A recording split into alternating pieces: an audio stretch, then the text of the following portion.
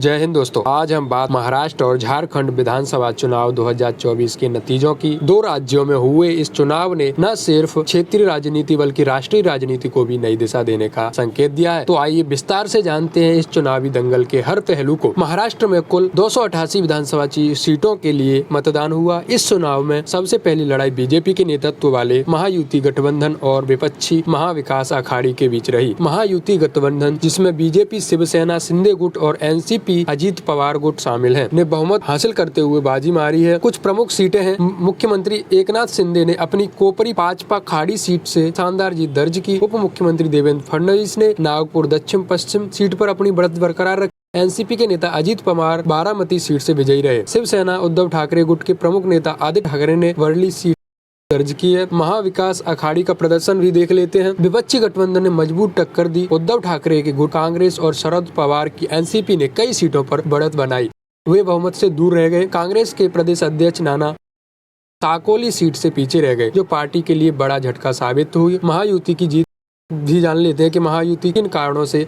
गठबंधन की रणनीति, बीजेपी, शिवसेना, एनसीपी, अजीत पवार गुट का एक साथ आना महायुति के लिए फायदेमंद रहा। और स्थानीय मुद्दे हैं, जो सड़क, पानी और बिजली जैसे मुद्दों पर महायुति की सरकार ने ध्यान केंद्रित किया। मोदी सरकार का प्रभाव, प्रधानमंत्री मोदी ने और गृह मंत्री अमित शाह के नेतृत्व ने राष्ट्रीय स्तर पर बीजेपी की पकड़ को मजबूत। झारखंड चुनाव 2024 में जो कांटे की टक्कर चल रही है, झारखंड चुनाव के बारे में भी दोस्तों हम बात कर लेते हैं। अब बात करते हैं झारखंड की, जहां 81 विधानसभा सीटों के लिए मतदान हुआ। यहाँ मुकाबला बेहद करीबी रहा। एनडीए और एमएएम कांग्रेस गठबंधन इंडिया ब्लॉक के बीच जोरदार टक्कर देखने को मिली। प्रमुख सीटों का हाल भी देख लेते हैं। मुख्यमंत्री हेमंत सोरेन ने अपनी बाराहट सीट से बढ़त हासिल की। उनकी पत्नी कल्पना सोरेन गांडेय सीट से आगे चल रही हैं। बीजेपी नेता और पूर्व मुख्यमंत्री बाबूलाल मरांडी ने धनवार सीट से अपनी बढ़त बनाए रखी। झारखंड के नतीजे भी जान लेते हैं। इंडिया ब्लॉक जेएमएम कांग्रेस गठबंधन ने 40 सीटों पर बढ़त बनाई है। एनडीए 36 सीटों पर पीछे चल रही है। बाकी सीटों पर निर्दलीय उम्मीदवार और छोटे दल निर्णायक भूमिका निभा सकते हैं। झारखंड के जो ग्रामीण मुद्दे हैं, आदिवासी अधिकार, हेमंत सोरेन ने आदिवासी समुदाय के विकास और अधिकारों पर जोर दिया, जिससे उन्हें भारी समर्थन मिला। महंगाई और बेरोजगारी, विपक्ष ने सरकार पर मुद्दों को लेकर निशाना साधा, लेकिन जनता ने स्थानीय नेताओं पर भरोसा जताया। मोदी सरकार बनाम स्थानीय नेता, झारखंड में बीजेपी ने राष्ट्रीय मुद्दों को उठाया, जबकि हेमंत सोरेन ने राज्य के मुद्दों को प्राथमिकता दी। इन चुनावों के नतीजों ने 2024 के लोकसभा चुनाव की तैयारी का संकेत दिया है। महाराष्ट्र में बीजेपी का मजबूत आधार, महाराष्ट्र की जीत ने बीजेपी को बड़े राज्य में एक मजबूत आधार दिया, जो आगामी लोकसभा चुनाव में अहम भूमिका निभाएगा। झारखंड में इंडिया ब्लॉक की सफलता ने विपक्ष को आत्मविश्वास दिया।